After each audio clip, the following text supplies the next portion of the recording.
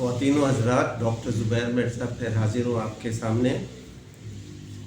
हस्बे मामूल आपको खूबसूरत बनाने के लिए और सेहतमंद बनाने के लिए अपने एंटी एजिंग और वेट लॉस के मशवरों के साथ। ये जो मशवरे आपको मैं दे रहा हूँ, ये आप तक हज़ारों लाखों रुपए इलाज के लिए ख़र्च किए बगैर पहुँच रहे हैं।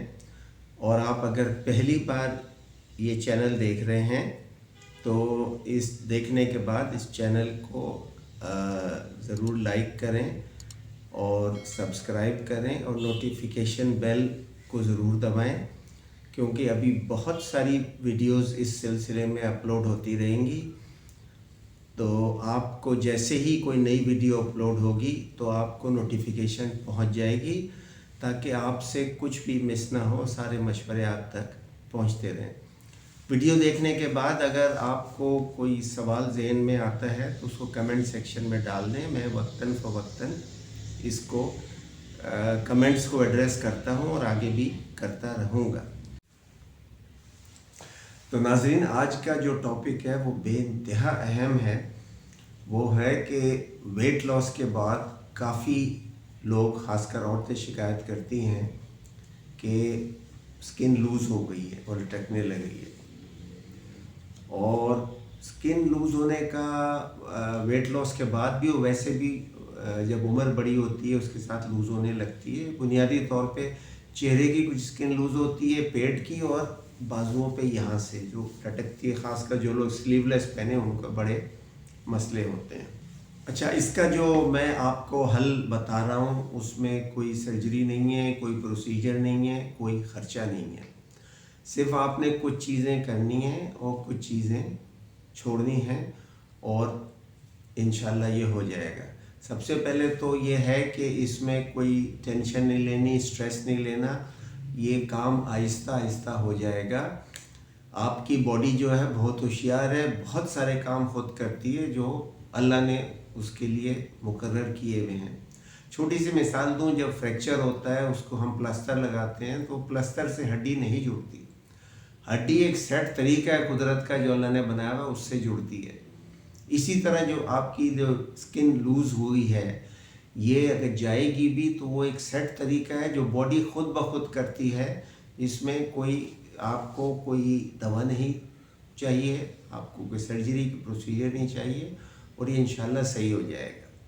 अच्छा, स्किन लूज़ होने का एक सबसे बड़ा मसला, स्किन की जो मेन चीज़ है वो स्किन की इलास्टिसिटी है। पहले तो इलास्टिसिटी का मतलब समझ लें। बहुत से लोग समझते हैं इलास्टिसिटी चीज़ के खींचने को कहते हैं।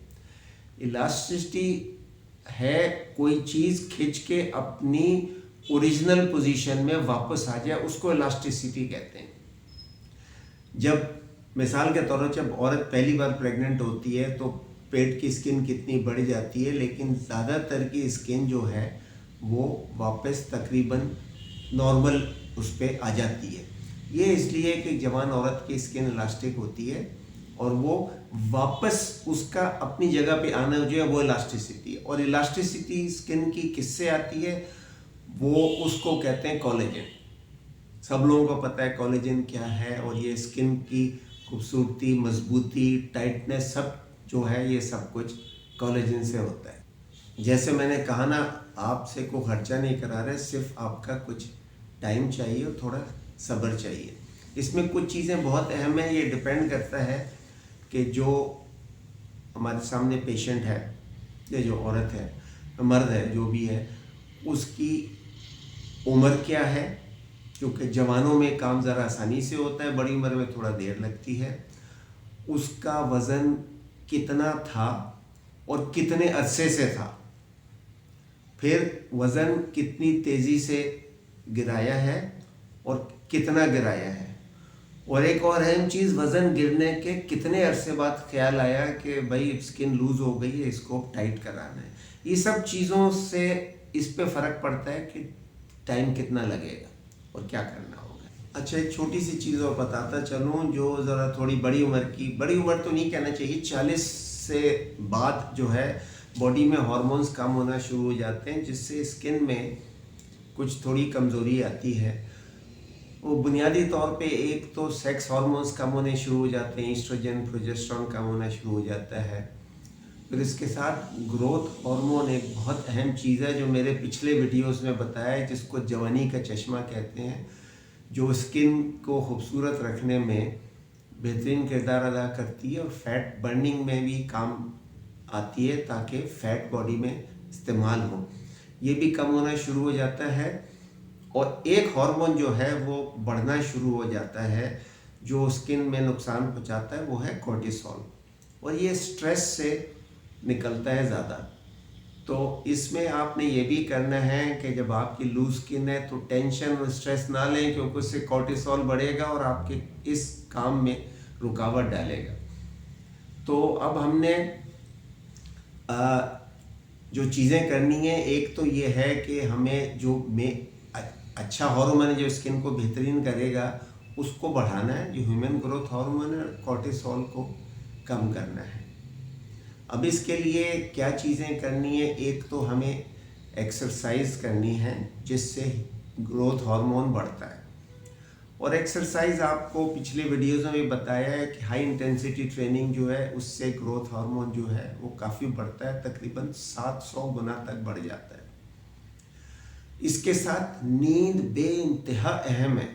नींद में ग्रोथ हार्मोन कुदरती तौर पे बढ़ता है, तो नींद लेनी बहुत ज़रूरी है। जैसे भी आप करें इसको अवॉइड, लोगों पे आदत हो जाती है 2, 3, 4 बजे तक जाग रहे हैं, ये करना, ये बिल्कुल गलत है। नींद ज़रा टाइम से लिया करें।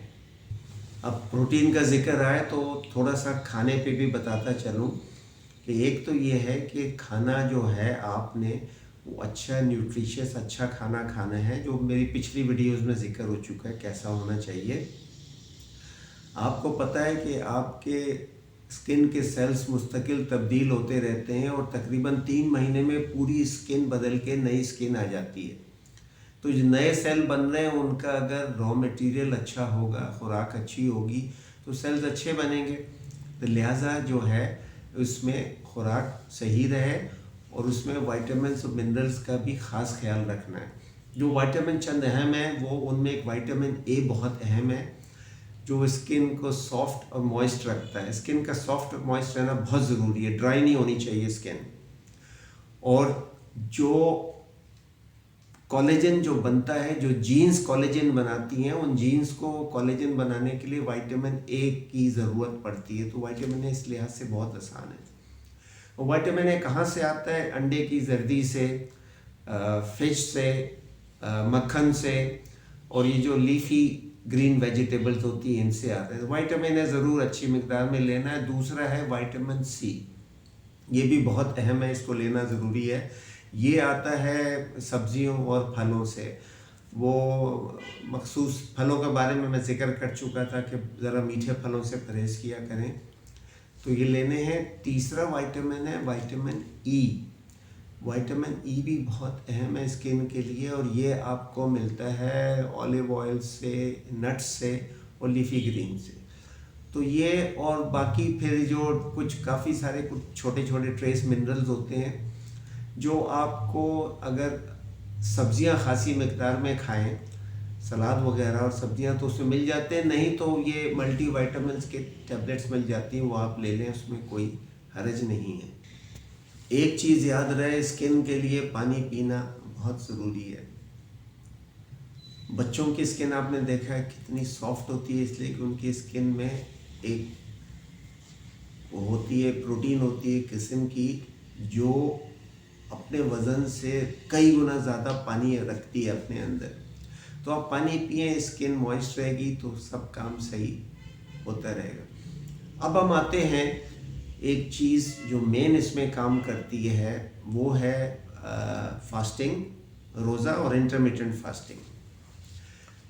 पिछली वीडियोस में बहुत तफसील से जिक्र हो चुका है इसका, बस थोड़ा सा दोबारा इसको दोहरा देता हूँ कि फास्टिंग में एक चीज़ होती है जिसको हम ऑटोफेजी कहते हैं।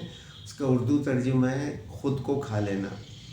जैसे मैं अपने अंदर जो बेकार टिश्यू, बेकार सेल, फजूल सेल, लंगड़े लूले जिनका कोई काम नहीं है, जो किसी मसरफ़ के नहीं रहे, जिससे उनको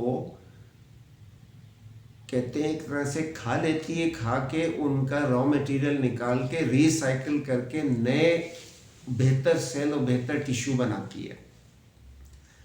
तो ये जब लूज स्किन जो है ये बॉडी के किसी काम की नहीं है, तो फालतू पड़ी है, किसी मसरफ में नहीं आ रही, तो बॉडी यहाँ से टिश्यू निकाल के उसको इस्तेमाल करती है, रिसाइकिल करके नए रॉ मटेरियल बनाती है। और जो कोलेजन बनाने वाले सेल्स हैं स्किन में जो होते हैं उनको फाइब्रोब्लास्ट कहते हैं। लूज स्किन के फाइब्रोब्लास्ट भी कुछ काम के नहीं रहते, ठीक से काम नहीं कर रहे, तो बॉडी उनको रिसाइकिल करती है, उनके ख़राब पार्ट्स निकाल के नए पार्ट्स डालती है उनके अंदर और उनको ताज़ा दम और मजबूत बनाती है ताकि वो बेहतरीन कोलेजन बनाए जो इलास्टिक हो और स्किन की इलास्टिसिटी वापस आएगी। तो आहिस्ता आहिस्ता लूज स्किन जो है वो दूर होनी शुरू हो जाएगी। इस काम में थोड़ा टाइम लगेगा, तो जल्दी ना करें। तो जब अच्छा और बेहतरीन कोलेजन बनना शुरू हो जाता है क्योंकि सेल्स अब मजबूत और ताज़ा दम हो गए हैं, तो स्किन बेहतर हो जाती है और फिर जैसे मैंने कहा ना, वो स्किन टाइट होना शुरू हो जाती है।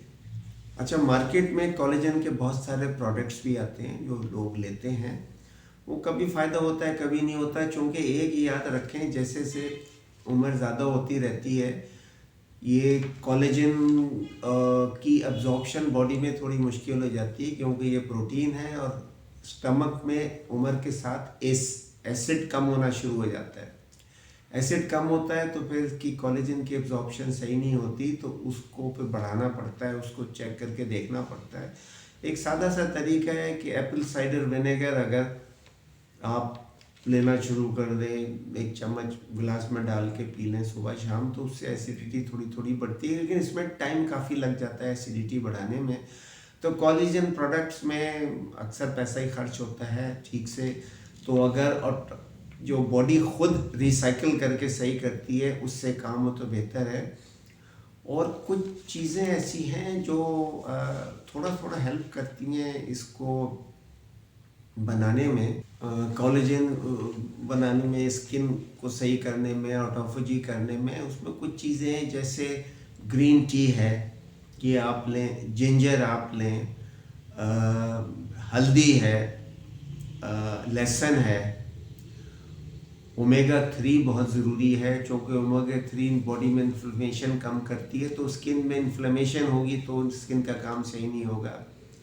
फिर आपके एंटीऑक्सीडेंट्स बहुत ज़रूरी हैं क्योंकि ये स्किन को ख़राब करते हैं, झुर्रियाँ डालते हैं।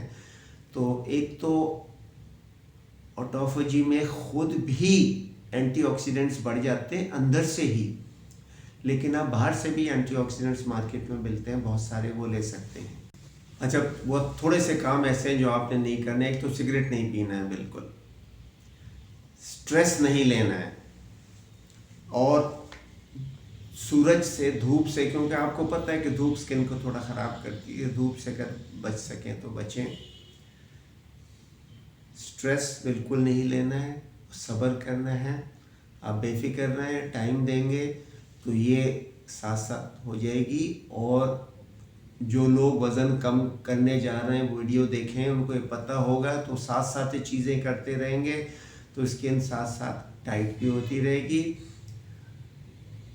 अगर आपका कोई सवाल हो तो कमेंट सेक्शन में डाल दें। उम्मीद है आपको वीडियो पसंद आएगी। आपके बहुत काम किए, आपके बहुत सारे दोस्त रिश्तेदारों को ये मसले होंगे, उनको ज़रूर बताएं, उनको वीडियो सेंड करें। आपको कोई ग्रुप्स हो उसमें डाल दें ताकि दूसरे लोग भी इससे फ़ायदा उठा सकें। ये सब कुछ बगैर खर्चे के होगा, इसलिए जितने लोगों को फ़ायदा पहुंच जाए उतना अच्छा।